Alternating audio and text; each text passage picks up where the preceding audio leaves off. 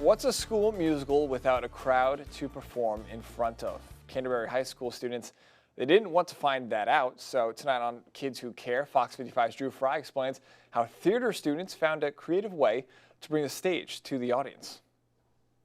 Most high school theater students don't take their school musicals so literally. We've been wanting to do Into the Woods for a really long time, and with COVID restrictions, it was complicated because we wanted to do this, but we knew we would want a larger participation for the audience and everything.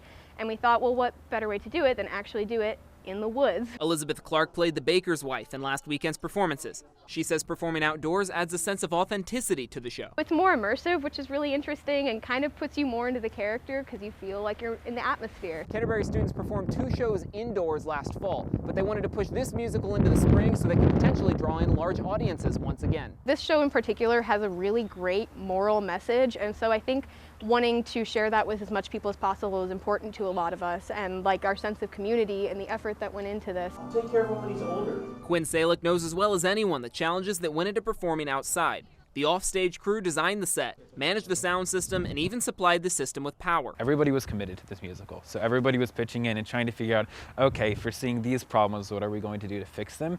And just seeing all the hard work that everybody's put in. People are using their free periods after school, before school, and just using so much of their free time to devote themselves to this show. The students ultimately performed a total of 3 shows behind the school. In Fort Wayne, I'm Drew Fry, Fox 55 News. The cast also says Into the Woods was a good choice since it includes many characters that don't really interact often with each other, which allows the cast to maintain safe distances. And if you know a child you'd like to see featured on our Kids Who Care segment, you can contact Drew Fry right there, his email, Facebook, and Twitter, all on your screen.